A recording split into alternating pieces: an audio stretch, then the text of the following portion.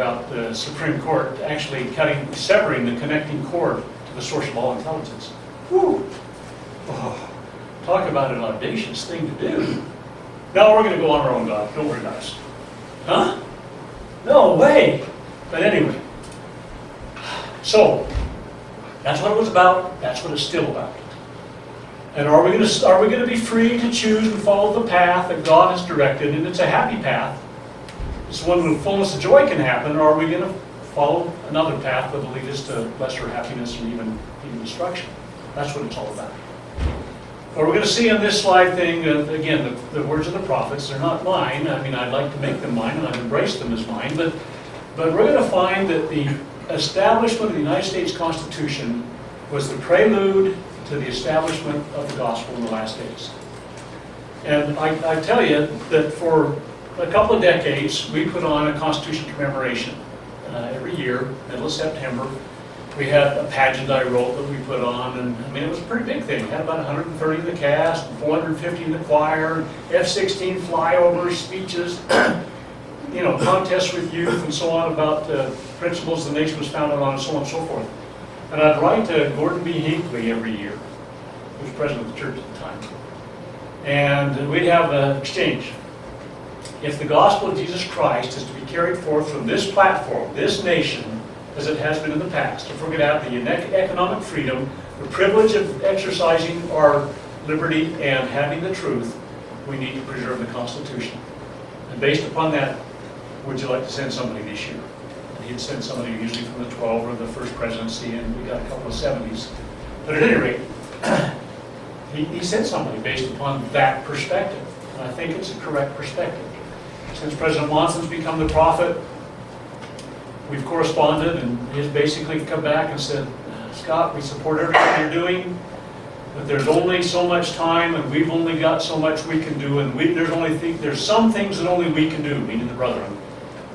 Go forward, carry it, and we support it, but we can't send any more people.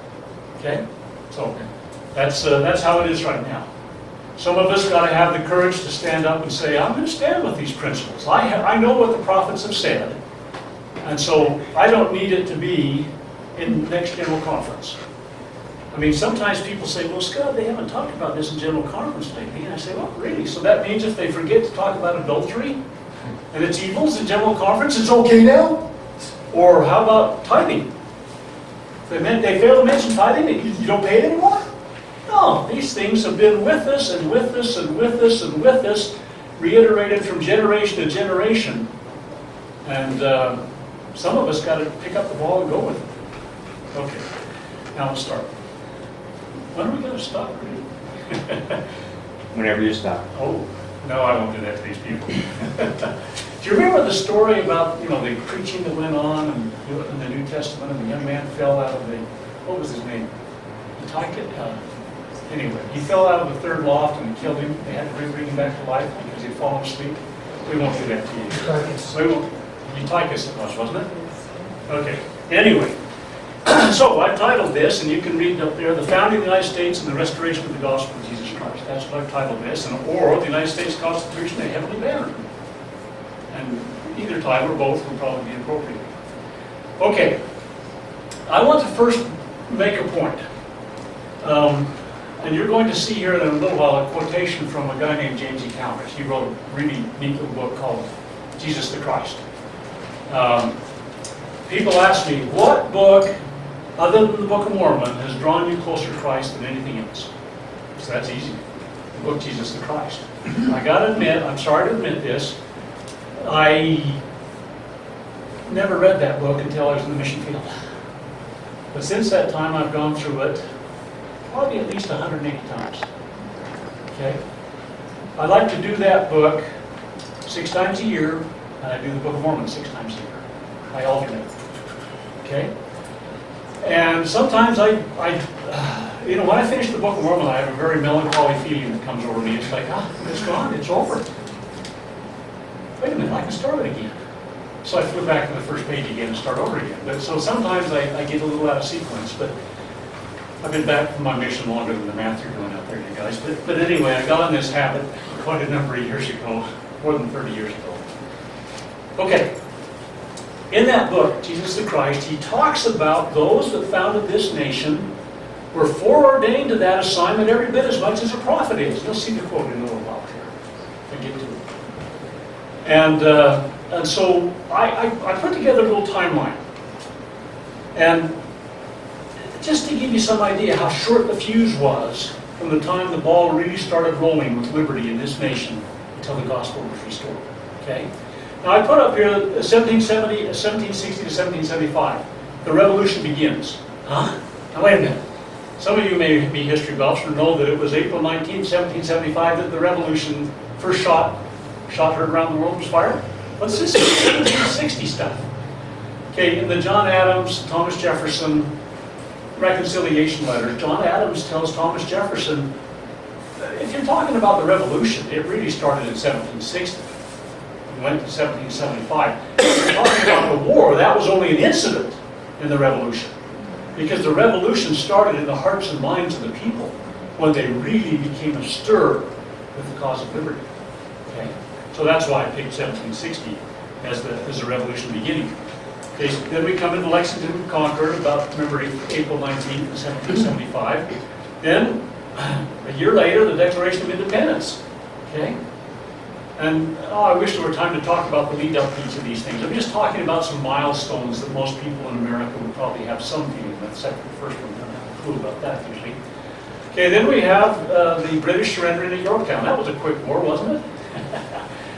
Oh boy. Well, I wish we could talk about the writing of that first Constitution, the Articles of Confederation, what they went through, how they nearly lost the war under that Constitution. It was an inadequate Constitution. How they went from loss to loss to loss, an occasional victory, loss to loss to loss. I mean, it was just a disaster, one disaster after another. And yet, the Lord's hand was in it. And George Washington's personal writings recognize the hand of God more than 60 times in miraculous things that happened that furthered the revolution. And of course, if you read the Doctrine and Covenants, God raised those wise men up for that very purpose. And you say, well, but revolution, that's pretty big stuff. Well, if you read the 134th section, verse 2 and verse 5, you'll find out that revolution's only acceptable if certain conditions exist. If you're not denied three things, it's not becoming. Okay? If you have your right of conscience, if you have the right of life, and if you have private property, then revolution is not a good thing. Okay? Wait a minute, what do we have today? Well, anyway, that's a side trip. Okay? Thank you. All right. So, think about those someday. At any rate, so the British surrendered Yorktown in October of 1781. Well, the nation had fought the revolution, nearly lost it under the Articles of Confederation. And by the way, the Articles of Confederation really didn't get ratified until 1781. And right after the war, I mean, they'd been bound together in this cause of liberty, and everybody's willing to put up with a lot of nonsense from the government and a weak and ineffective government, but they fought on. But after the war was over, they kind of went, oh, you know what, do we really need each other? I don't know if they consciously said that, but they started acting like it. And so they ended up kind of falling apart. They started each one of the states started treating each other like a foreign power. You know, tariffs and everything going across the borders. You know, I mean, it was just really kind of a mess. And they were going to fall apart and go back to the, you know, just a bunch of squabbling states, and the European powers would come in and swoop them up, and they'd be back in the same mess they were to begin with. So some wise men saw that it was important to do something different. So the Paris Peace Accords finalized the war in 1783, and then, because they knew the nation was falling apart and unraveling, in May of 1787, they called together a convention of wise men to revise the existing Constitution, the Articles of Confederation, to make it so it would work for them. Again, we already talked about it. They set it aside, wrote a new one, the ratification process, the whole 9 yards. They brought it forth. It went, even though they had cut the ratification requirement clear back to 9 states, they really had a tough time doing it. I wish there was time to talk about that. At any rate, finally got ratified in the summer of 1788. Okay?